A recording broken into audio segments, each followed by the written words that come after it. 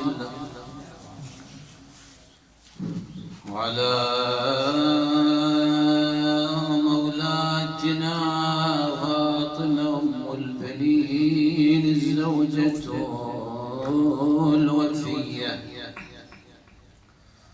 صلى الله عليك يا مولاي. فاز من تمسك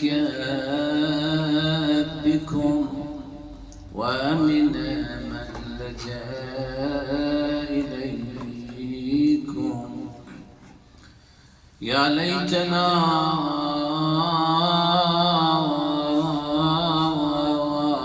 ننال شفاعتكم سادتي فنفوز والله فوزا عظيما.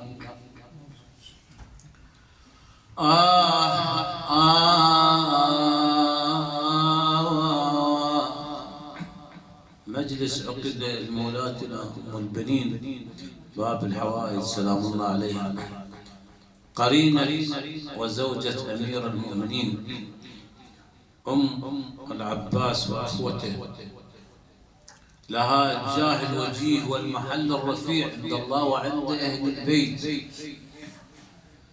أم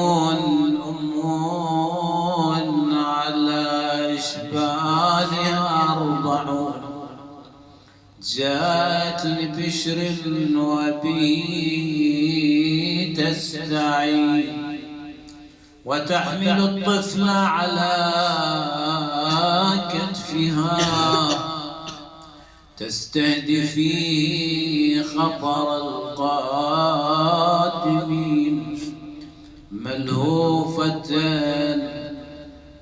ملهوفة مما بها من أسى، ترى بذاك الجمع شيئا دفين.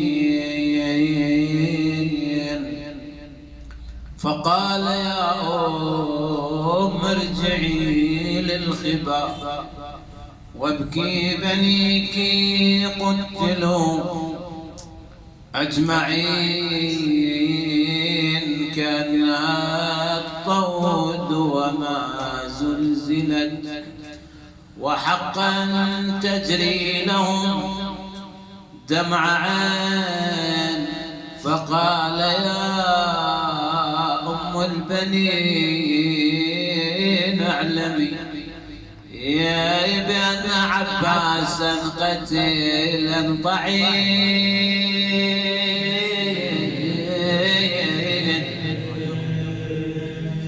فقال يا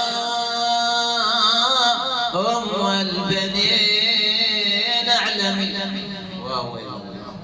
بشري لها. فقال يا أم البنين اعلمي بأن عباسا قتيلا طعن. قالت طعنت القلب مني فكن.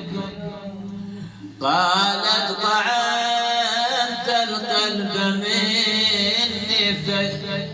النفس والدنيا وكل البنين نمضي فدوى للحسين أنا وولادي وهاي نمضي جميعا كلنا للفناء جميعا نمضي جميعا كلنا للفناء نكون قربانا فداء للحسن.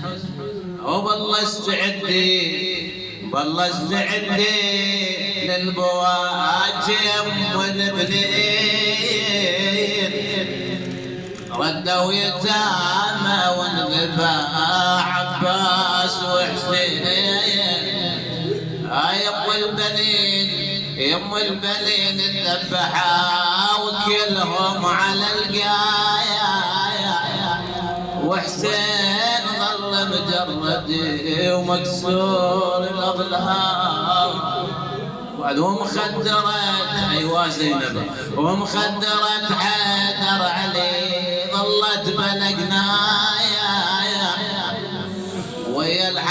مرت والنار تسعر بالصواوين، وبعد ام البنين الذبحة وكلهم ضمايا، وظلوا 3 أيام على الغبرة رمايا. رديت ليتك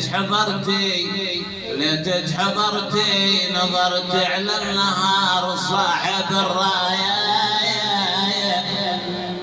مفضوخ راسه مقطع شماله واليمين، ويم البنين الأربعة ما حد دفنهم، دمهم غسلهم والتراب صاير كفنهم. ومن الصبح للشمس زينب مشت عنهم، فوق الهزل مرت وشافتهم مطاعين. لا حول ولا قوة